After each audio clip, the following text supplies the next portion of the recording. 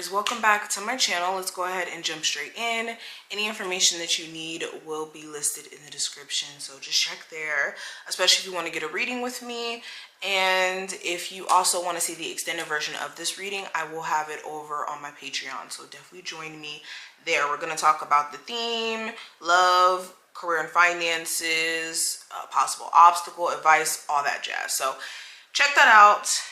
Everything will be there, and let's start.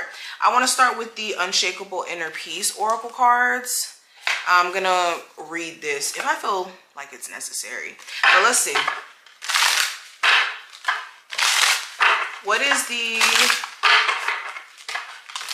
advice for my Cancers to carry them through the next 72 hours?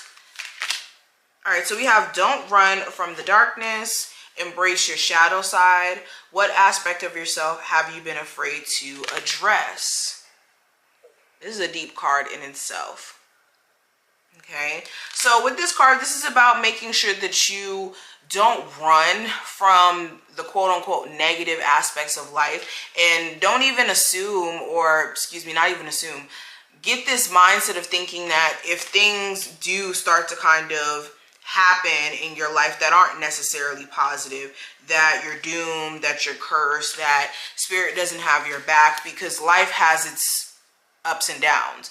No matter how much of a, spiritually aligned individual you would know in life, it has its ups and downs, and a lot of times you can't control how they manifest. But this is making sure that you're aware of you running away from those things and getting into this depressive state because of the experiences that you're going through and not learning from them. The key is to learn from your dark moments and to really embrace your shadow side, the parts of yourself that you don't like, the parts of yourself that you know you have to work on. But let's see what the book has to say, excuse me. It says, when we go on a spiritual growth journey, we can easily fall into the trap of thinking life is supposed to be easy, especially when we're doing the work. We believe that if we're not happy and joyful 100% of the time, we are doing something wrong. Yeah, this is what I said. But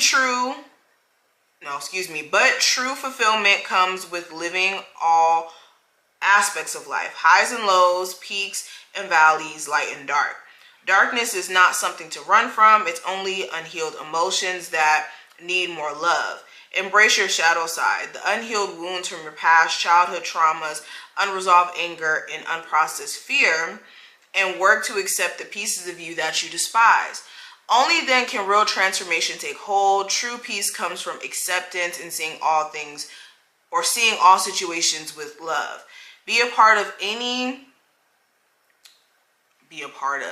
I cannot read today, right? A big part of any personal growth journey is coming face to face with your deepest insecurities and fears. This is called the work. Many of us don't want to do the work because, well, it's work. It's hard and painful, and it feels impossible to understand. But when we do the inner work, often the miracles happen. We heal, we grow, we transform. True transformation happens when we look at the pieces of ourselves we have been hiding from. All right, so yeah, this is making sure that you're confronting the dark parts of you, your insecurities, your doubts, your deepest fears, and making sure that you're not judging yourself to a point to where you're condemning yourself for parts of yourself that you just need to heal and, like the book says, show a little bit more love. But let's see what this deck has to say, my Lunar Moon deck. What are the messages my Cancers need to hear for the next 72 hours? So we have a card that fell. It says, there's always another opportunity to be had. So yes, this is true. Irregardless of if you bump your head, if you fail, if something doesn't work out for you, you still have an opportunity to change that outcome. And you still have the opportunity to actually start all over again. It's just learning from what may have went wrong with the previous opportunity and seeing how you can do things differently. The only time your opportunities run out is when you believe that they run out. Okay. I also have your own best efforts are always the necessary. Your own best efforts are all that's necessary to progress. Jeez Louise. So yeah, all you need is to honestly take action in your life. A lot of the times the problem that's pretty much there in terms of stagnant energy in your love life. Sorry guys, we got cut off. So the biggest problem, going back into this card, the biggest problem people have when it comes to having stagnant energy in their life is the fact that they don't really take action on anything. They kind of just allow life to happen to them, and they don't take charge or take control in terms of controlling the narrative or shifting the outcome. So your best efforts are to literally try. That's all it really takes. And Spirit is definitely emphasizing how you guys need to be aware of how your own actions may influence certain stagnant energy in your life and what you could do a little bit differently to change that. All right, next 72 hours for my Cancers. All right, so I get the energy of somebody trying to take back some things that they may have said or some things that they may have did. They could be really feeling it now. Like before, they didn't really care in terms of the consequences of what they may have said or what they may have done. But now, since they know that you're not playing any games anymore, or that you're not playing this nice girl, nice guy role anymore, they could be really wanting to like apologize or like make up with you in some sense. Some of you, you're dealing with somebody who doesn't even want to apologize. Like they're a little bit narcissistic in the sense of they just want to come back around and you just be like, okay, I'll take you back.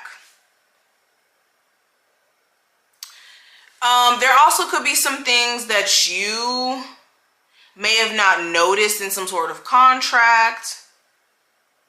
Or like some of you may have recently got a new job and you weren't like necessarily prepared for certain aspects of the job itself.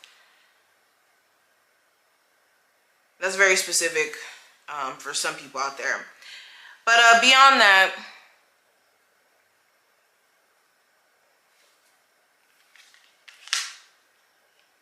a lot of you are just in a space to where you're outgrowing a lot of things. You could be deciding that you don't want to be friends with certain people anymore. You don't want to romantically put up with certain individuals anymore.